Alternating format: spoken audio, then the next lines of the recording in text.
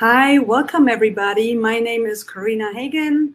I am the VP of Marketing here at Delenta, and I welcome you to today's Elevate event. We have an exciting guest with us today. His name is Ankush Jain.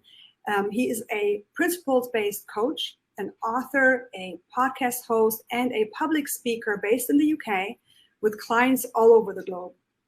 And he is also the founder of the Powerful Men's Group, and he runs sold out deep dive immersions in the UK since 2015. Now, Ankush also coaches other coaches to grow impactful and sustainable practices, and he is the author of the book, Sweet Sharing, Rediscovering the Real You. So, Ankush, welcome to the second Delenta episode with you, talking about this interesting topic. So thank you very much for being here and spending the next 30-40 minutes with us and sharing your wisdom. So we are talking about really interesting topic today. I'm so glad because our coaching business, our coaching platform actually built on referrals, right? So lots of coaches bringing other coaches into our platform. That's how our sort of word of mouth marketing works. And when you talk about, when you sort of suggested that, let's talk about this topic, which is so important, referrals and how we can create that strategy to do the renewals, etc. And it's just so close to my heart. So can I hear from your own words why this is important, right? A lot of people talk about the lead generation, other things, why the referrals are so important for a coaching business. Yeah, I mean, for me, I think it's absolutely imperative. In fact, when I talk to a coach, and I often get people reaching out to me, "Hey, Ankush, can we talk to you? I would like some advice. I'd like some help." And I want to know where they're at as a coach. And one of the first questions I ask is, how many referrals do you typically get? And what's your rate of renewals? Because that tells me a lot about where a coach is. So yes, when a coach is starting out, it's like kind of, who do I talk to? Where do I get conversations? Where do I get clients from? But in order to have a business be sustainable in this profession, in it to be sustainable, if you're in it for the long term, right, it has to move up a level, like kind of getting the clients in, getting the conversations in. It's kind of like the first stage, but then it needs to evolve into a business. In my opinion, all the great coaches who have very prosperous coaching practices, over many, many, many years, they're the ones that have built a coaching practice where the word of mouth does the work for them, where people are talking about them. Hey, you need to go and work with so-and-so, you need to go and work with so-and-so. And the people who work with them, they tend to work with them for a long period of time. And if you think about it, if most of your clients are coming either from referrals or people are renewing constantly, then you need to spend way less time on sales and marketing, and you can spend way more time on actually coaching. And it's kind of this vicious, virtuous cycle, I should say, because the more time you have to coach, the better you get at coaching. The better you get at coaching, the more renewals and referrals you get, and it just all circles around. And I see coaches who get stuck in the opposite kind of vicious cycle, which is, okay, I need to get a client in, and they spend loads of time on sales and marketing. They get the clients in, they don't serve them very well. And so the client leaves, and then they're like, oh, now I need to go back into sales and marketing and get another client in. And they're constantly in that churn process. And so for me, this is really important. Yeah, I think you hit the nail on the head. So it's just it's so vital, isn't it, when somebody basically recommend you specially, to someone, and then basically that recommendation, the credibility is a huge factor. So how do you do it? Like, where do you start building this referral process? Or you have any philosophy framework you want to share? Yeah, I mean, this is true for both referrals and for renewals, right? And the best strategy, and I don't want people to overlook this. And when I'm going to say this, people go, oh, right, yeah, whatever. But it's really, really, really important, right? The best strategy for a referral or for a renewal doesn't occur at the kind of point where that happens, right? People want to know, okay, well, what happens at that point? What do I say? What are the three magic words when I get asked for a referral? What do I say to a client when I want them to renew? there are things, and I can talk about that, but really the foundation piece starts way earlier. And really the key strategy I would like to give to people is be really, really, really, really, really, really, really good as a coach, right? And we were talking about this earlier today, that people overlook that. I overlooked that, right? And coaching is such a wonderful profession. There's no one way to do it, but there are levels. There are definitely levels, right? So if I'm a coach and you know I'm helping people, every coach helps people. If you're a beginner coach, it's still helpful. I love coaching. I'm a massive fan of the profession. That's why I'm a coach. But there are levels. So if you're a coach and you go in and you can do some very basic, you know, coaching with someone at a you know very high level or whatever, then that's fine. You coach them, and then you do what you do, and then off they go, right? Yeah. But the really excellent coaches that I've seen, right, and this comes back to what coaching is as well, right? The really excellent coaches I've seen, it's like it's a never-ending journey, because coaching is about helping the client uncover what's already there, right? It's not about teaching, right? And so uncovering what's already there, right? It doesn't have to be, but it can be a really, you know, process over many years. And that was a skill I had to learn. It was like a skill of mastery, right? So I had to help first of all, I had to walk the path to then be able to see, all right, okay, helping a client. At the beginning, I was like, I only know what to do with the client for about 2 sessions. That's all I've got, right? Because I didn't understand what coaching was. I thought it was like teaching or whatever. And as I started coaching more and more, I was like, oh, yeah, there's deeper I can go. There's deeper I can go. There's deeper I can go.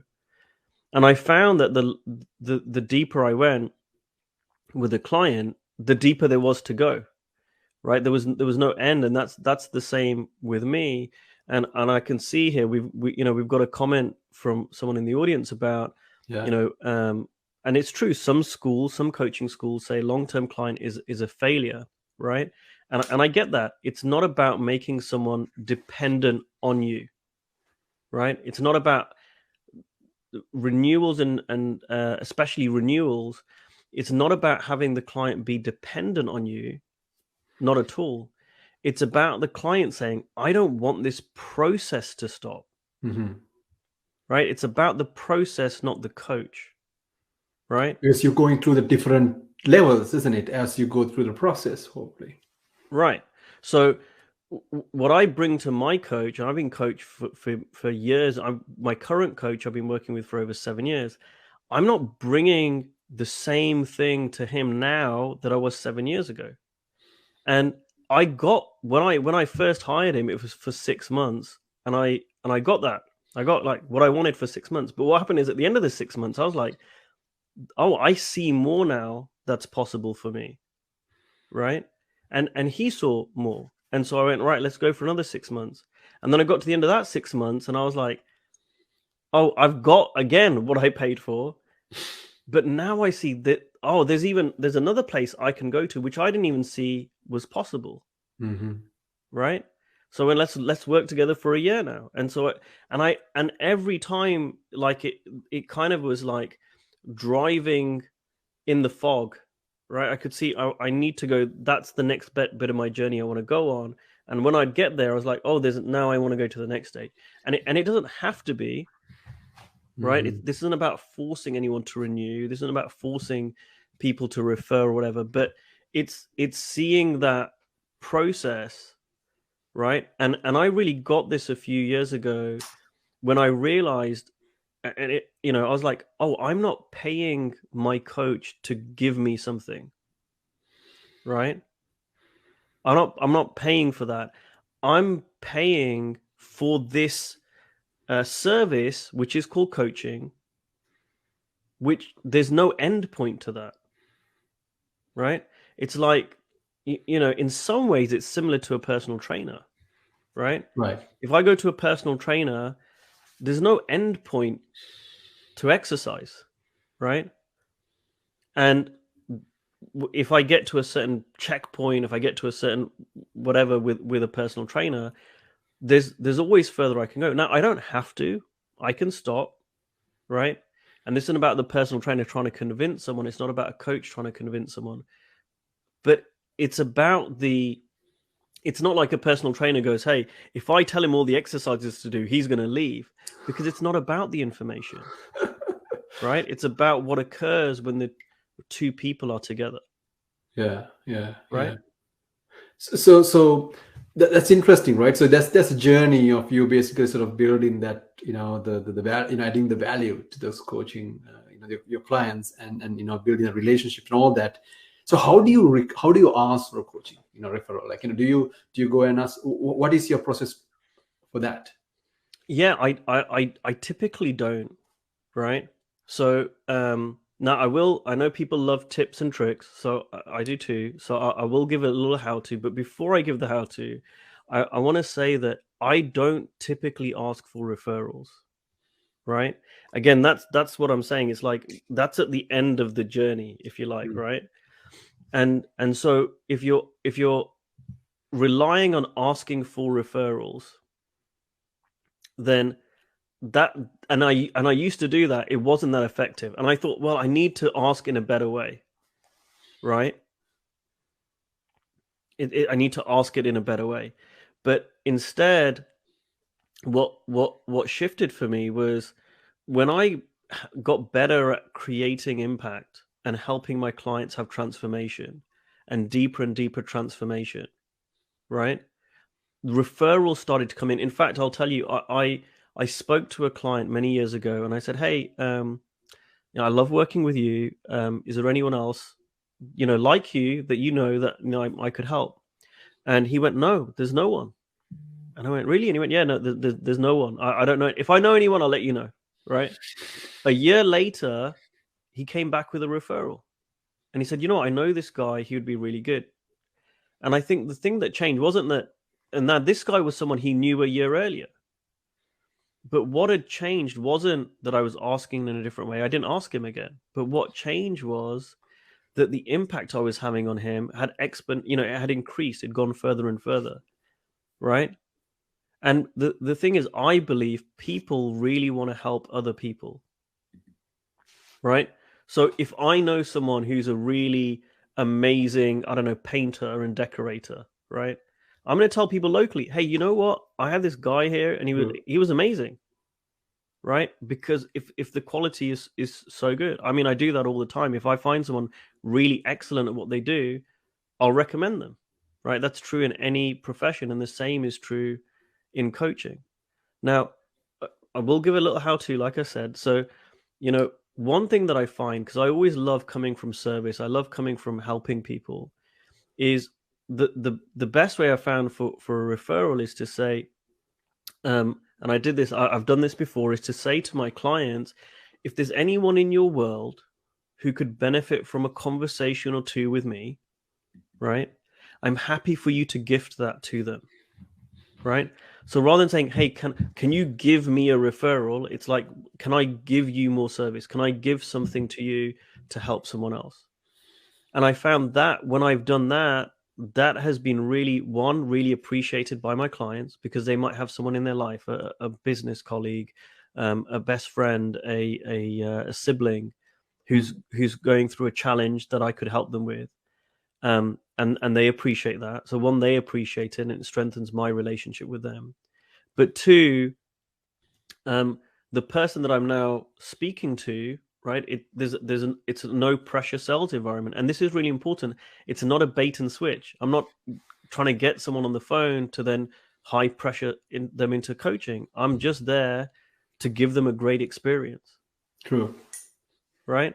And if it's a great experience, they're going to turn around and say, how can we continue this process? That's the whole point. So you're almost encouraging them to do it, but it's more like you're with the credibility that you're building and the sort of value that you're adding, they encourage to do that, which kind of quite similar to Delenta. I don't want to basically take sort of credit for that, but I feel like when you give so much back to the recipient, and you get so much back again through that process. So your sort of philosophy is that it will happen naturally when you do the right things. Is that right? And this isn't true just for coaching, like you say with Delenta. This is true. I mean, this is true with all great businesses, right? I remember when the first iPhone came out, right? I was really dismissive of them. I was like, what's this? What's a big weird phone? Like I had my like Nokia phone. I was like, I'm a Nokia guy. I'm going to stick with Nokia. And when it came out, I still remember this. One of my friends was like, no, it's really good. And he kept going on about it. He's like, no, it's really different. It's really good. And it was a lot of people forget that it was in every business is often a lot of word of mouth. Yeah.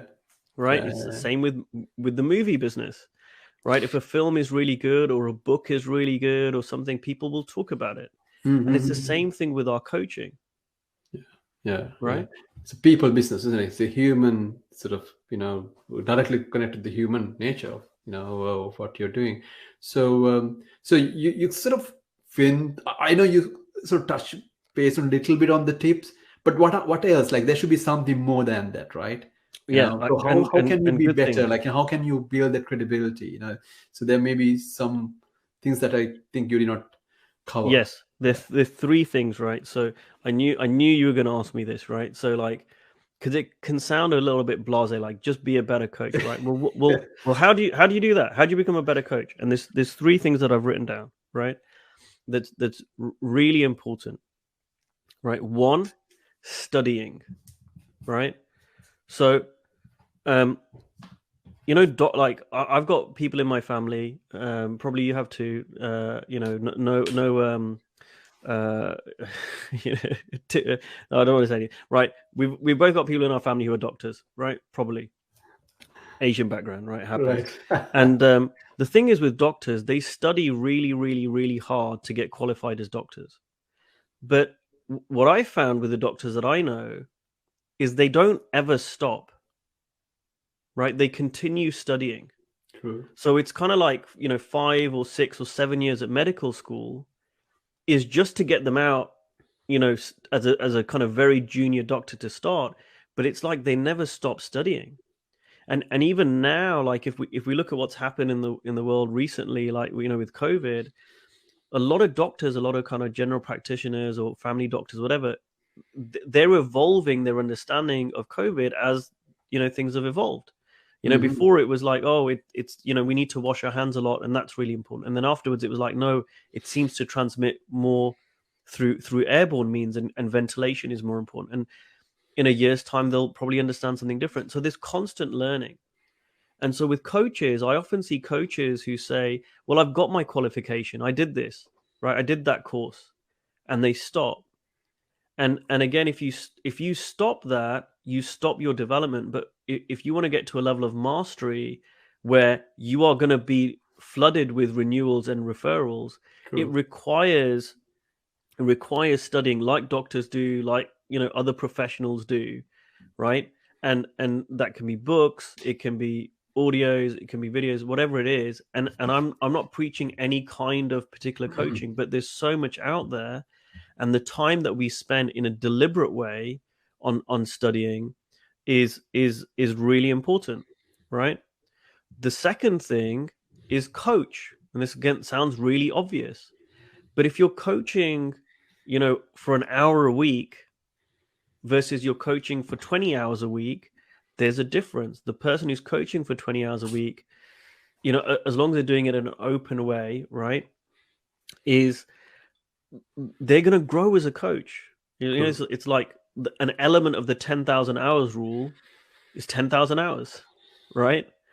So the more you coach, the better you get. And I see this with myself every year that I'm coaching, right? Because one, I'm studying, but two, I'm coaching full time. Just through that experience, I get better, right? And there is an element in this profession about just staying in the profession. Right? A lot of coaches give up. there's a saying, Woody Allen said something like 80% of success is showing up. I really believe that in coaching. The coaches who stick with it and stick with it and stick with it, and they just keep going, right? That's kind of most of the work, right? Is staying in it. And then the third thing is getting coached, right? I still get coached. Again, there's no end point with that. So I've now got reference experience of what it's like to be coached for 7 years, right? By the same coach. And so I'm not talking about it from an intellectual point of view. I'm talking about it from a real lived experience. And I've got my own experience of like, yeah, it's taken a certain amount of time to get to where I am with coaching, right? So those are the three kind of real key tips, if you like, of like, you want to get referrals, you do these three things, right? You will get both more referrals and more renewals. Wow, that's quite deep. Now, when you say sort of a coach, right, and when you coach more, you get better. How do you get better? Like, because you're probably doing the same. Sometimes you can get into that mistakes that you might not see, and you might repeat that mistake, right? But there should be some level of mechanism that you can basically have to, I don't know, reduce the error rates, right, or mistakes, and also build the credibility and the professionality within the coaching business. How do you do that? How do you do that consciously? Such a great question. I'm so glad you asked that. It's a brilliant question. And the thing is that the two things tying together, coaching and getting coached, right? So the way that I do that myself, right, is I'm coaching, and then part of me getting coached, some of that is what you might call coaching supervision, right? Some of that is me taking my experiences to someone else who's more experienced or experienced in a certain way and say, hey, I had this client, right? They brought this to the conversation. I coached them in that way. It didn't seem to work out really well. What do you see differently, or what would you advise I do differently, right? And that has been better for me to grow my skill as a coach, right, than any training that I've done, right? Because you're right. Because that's the thing about the 10,000 hours. If you do the same thing for 10,000 hours and you don't learn from it, there's no feedback from it, then you're not going to reach mastery. So some of that you don't need someone. Some of it is you get feedback loops yourself and you learn. But yes, it's the thing where that study was based on with the violinist. It was about going to someone and getting feedback from someone else. So that's what a great coach for a coach will do, is say, well, let's talk about your existing clients, or let's talk about your conversations that you've been having recently with a potential client, and let's look at that, let's review that, let's do some what people call game film on that, right? To improve. Yeah. So I mean, how, because you're talking about like doing more coaching, right? It's sort of a sort of extensive your mind, and you basically have to be present, and it's hard work. So how do you organize that in such way that you feel that you can basically be present for the for your clients? Do you have a sort of systematical way of handling that? What's the how do you sort of elevate to the next level?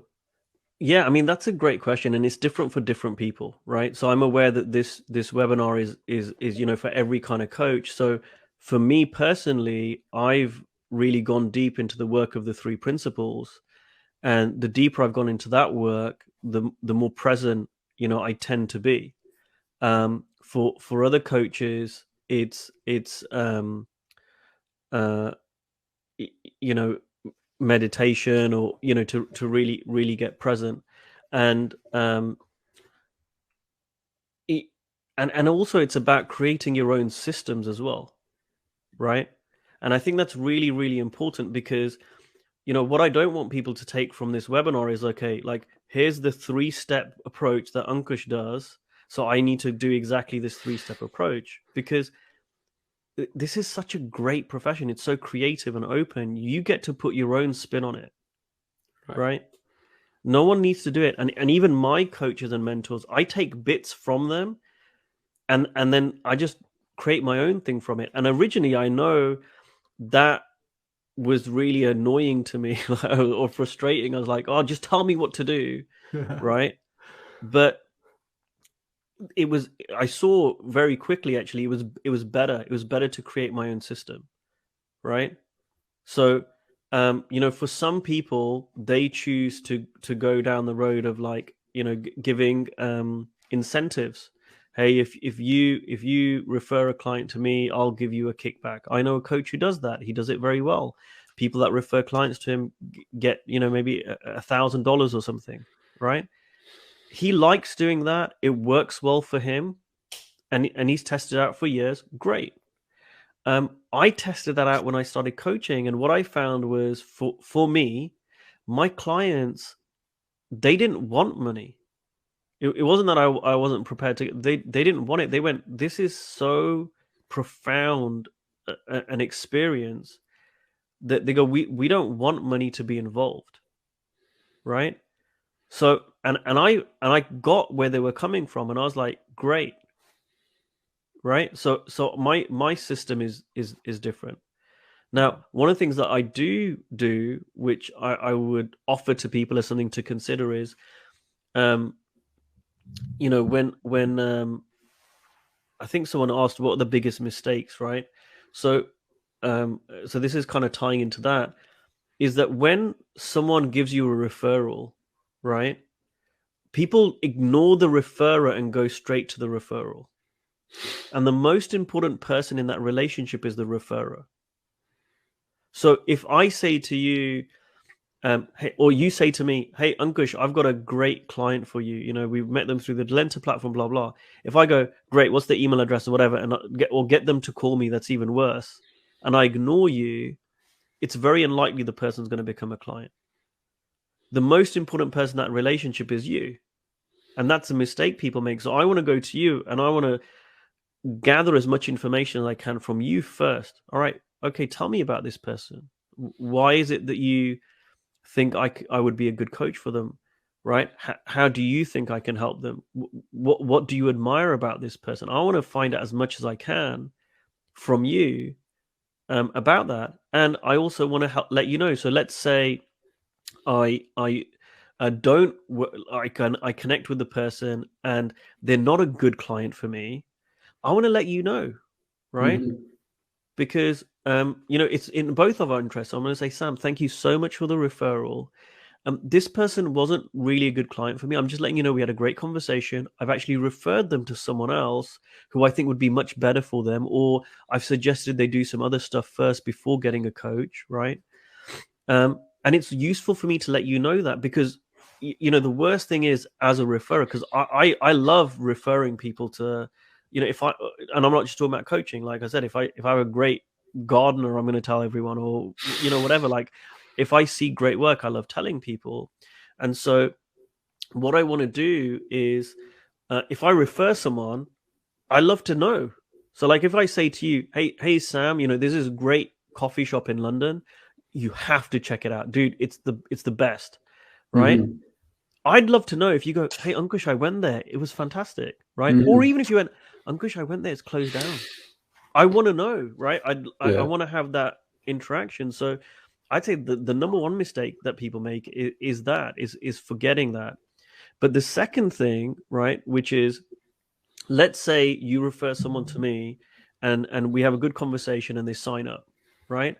Most coaches are like, okay, Sam, you're dead to me now. Right? I've got the client. Yes. Right. Whereas what I encourage people to do is nurture that relationship. So I've got a client who has re-signed with me recently. He first signed up with me many, many years ago, and he was a referral. Right. Mm-hmm. And so I'm going back to the person who originally referred me, even though like that was years ago, it was a one-off, and I'm going to let them know, hey, and it's not the real person's real name. Hey, you remember you referred Stephen to me 6 years ago, right? I just want to let you know, he's just re-signed up with me again. We've had a break for a couple of years, and he's just re-signed with me. And I just want to thank you again. I want to thank you for the referral, and I just want to let you know he's doing really well. And we've been working together for a few weeks, and he's really getting a lot out of it, right? Now, I don't want to say that if that's not true, but in this case it is. And you now feel good. You feel really good, like, man, I did such a good thing by referring Stephen to Ankush. True. Right? So I want to nurture that constantly. Absolutely. And for the client point of view as well, right? Like, they probably be more loyal and more appreciative, the person who basically refer that him or her to yourself or someone else. So I've got one person, the person who referred this Stephen person. He's referred, I don't know, 10, 15 clients to me over the years, right? He's my best referrer. Right. I make sure he knows. And what's happened is over the years, I don't betray any confidences. I make sure confidentiality is respected. But I just let him know the person's doing well, right? Thank you for referring. I let them know when they renew, right? I let them know generally how things are going. And when the client says to me, Ankush, I'm so glad I hired you. This is so amazing. I'll say, don't tell me, tell, that's not his name, John. I'll like say, tell John, right? So then John gets messages from people he's referred to me going, thank you so much for referring me to Ankush, right? Now, guess what happens?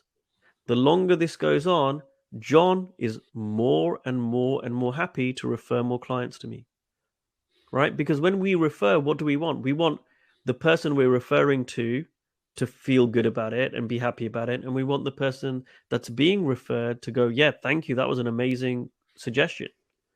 True. Right? So it's nurturing that relationship again. Yeah, absolutely. So, wow, that's amazing. That's amazing. How do you manage all that, Ankush, like, the renewals and, the clients and, it sounds like quite a lot going on.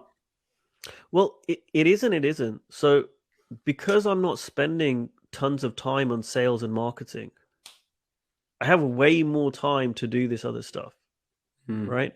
And you can't do both. If you're spending 50% of your time doing sales and marketing, then yeah, it's like, well, I don't have time for this stuff too, right?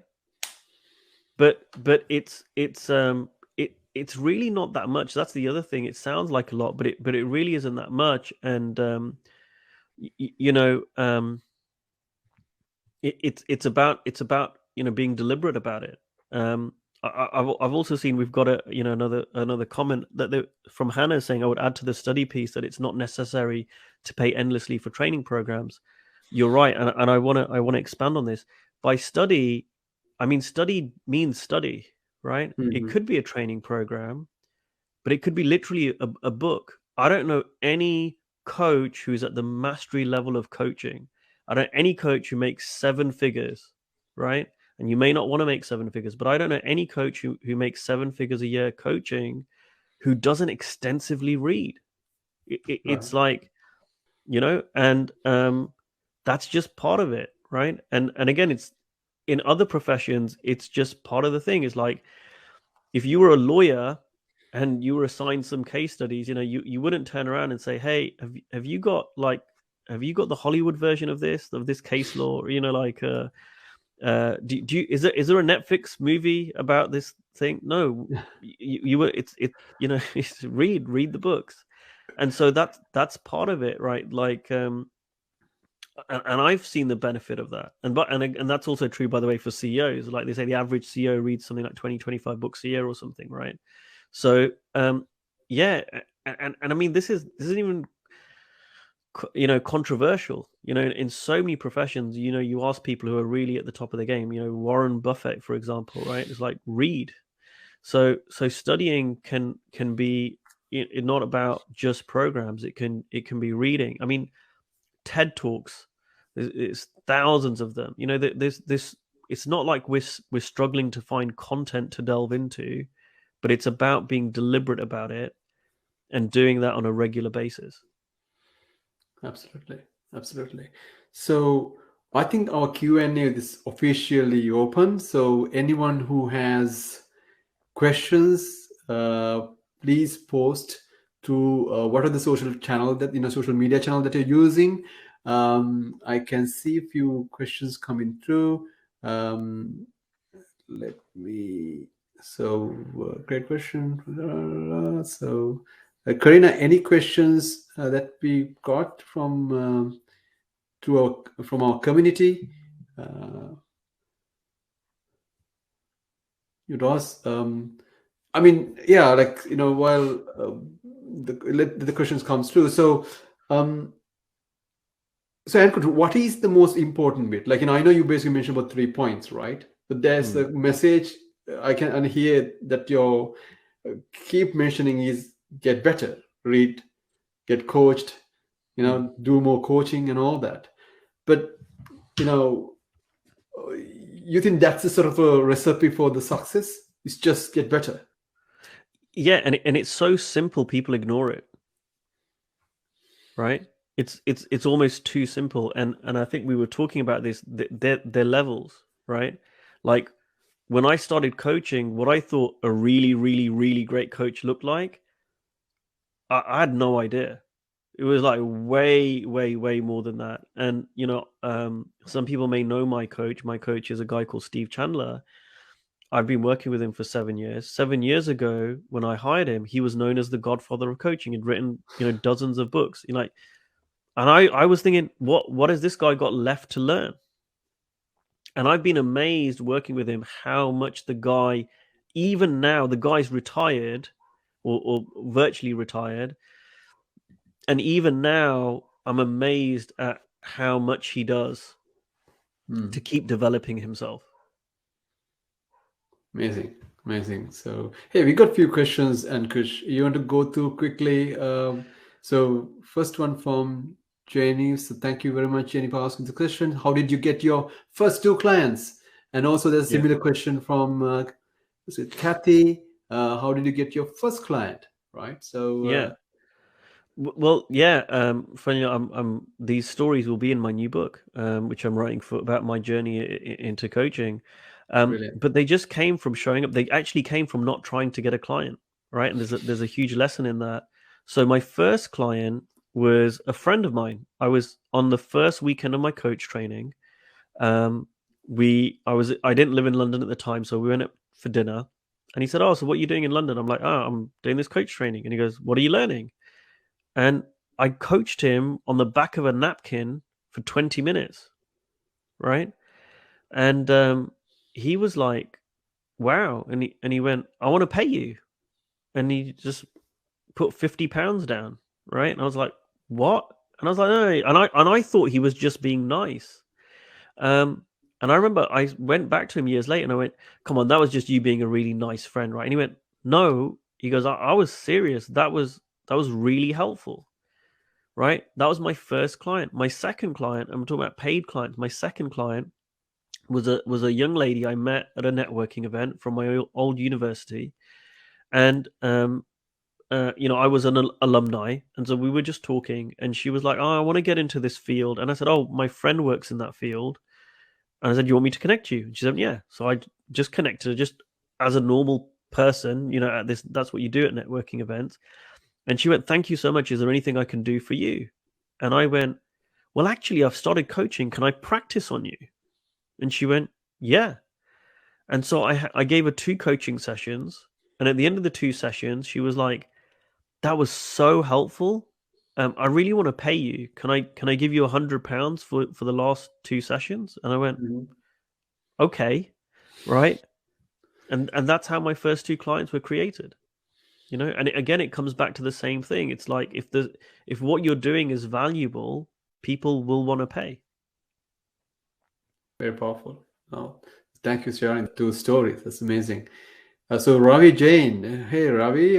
So he has a question. But once you have referral, what's your approach with that specific person after talking to the referral? So that's a very interesting question. Well, I would approach them like I would approach any other client or potential client. So once I get a referral, right? So like Sam gives me a referral, I find out as much as I can from Sam, whatever. Then I would ask Sam to connect us, right? That's also important. Rather than saying to Sam, "Hey Sam, can you tell the guy to email me, or can you tell the lady to email me?" Right? I would say, "Okay, Sam, here's," and again, this maybe comes back to a question we had earlier about the system. This is my system. I'd say, "Okay, Sam, this is what I'd like you to," and I need to be really, really clear with Sam, right? You need to be clear with the referrer. "Sam, I would like you to send me an email and send it to me and to the person, right? And connect us both on email and say, you know, hi Ankush, I'm connecting you to David. David, I'm connecting you to Ankush. And I would make sure that you'd spoken to the person beforehand, so they knew. And then I would just follow it up from there, as I would do with anyone. Hey, David, great to connect with you. Sam's told me lots of wonderful things about you. And I would just take it forward like I would talk to anyone else as if they'd email me through my website.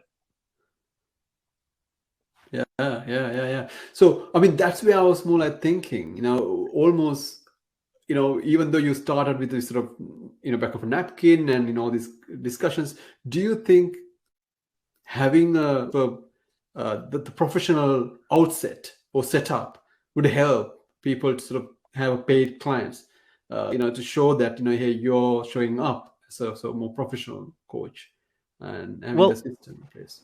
I think, you know, one thing that has been helpful to me is when I first started out, I would get people not showing up, right? They wouldn't show up as clients of mine to the call. Sorry, they wouldn't show up, and they wouldn't show up as like my normal clients would show up, and it can be, you know, a little bit frustrating. You know, you put the time aside, you've blocked it off, and I realized if I want people to show up, I need to have a better system for this. So what I started doing was, okay, what would I do if I was in my corporate job and I wanted someone to come to a meeting? I would put it in Google Calendar. I'd send them an invite.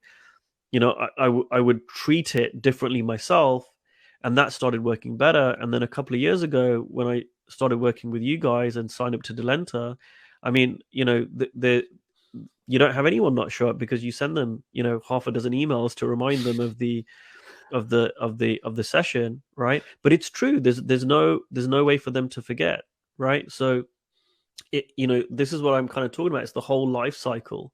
So, you know, it's the impact, and yes, you're right. You know, a system like Delenta can be helpful in that process, right? To nurture the relationship, to deliver a really great service, and you know, that's why I'm using it.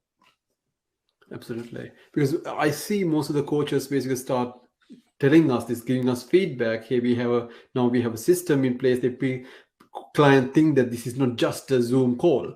They think more beyond that. So it's very interesting feedback, Ankush. Reminder's gonna stay. I tell you that. How many times, you know, Jane? Another question: how many times would you have a conversation with a potential client before you start charging?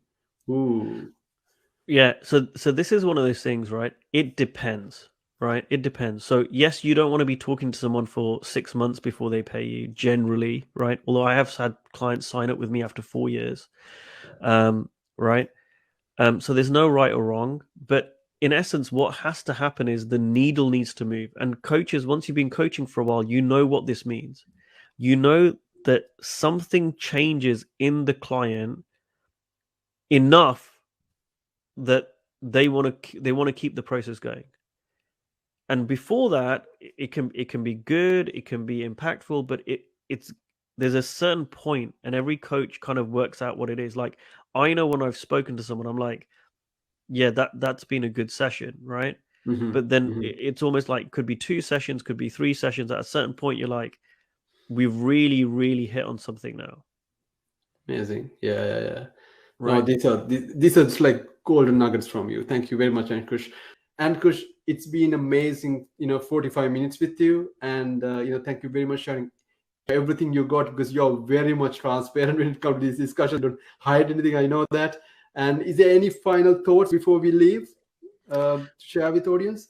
Yeah, I mean, I would just say that we literally just covered a fraction of what I could have shared today. There was so much more, and you know, this could have been a 3-hour easily webinar. So if anyone's got any questions, just you know, feel free to reach out to me and ask, and you know, I'd be happy to help out if I can.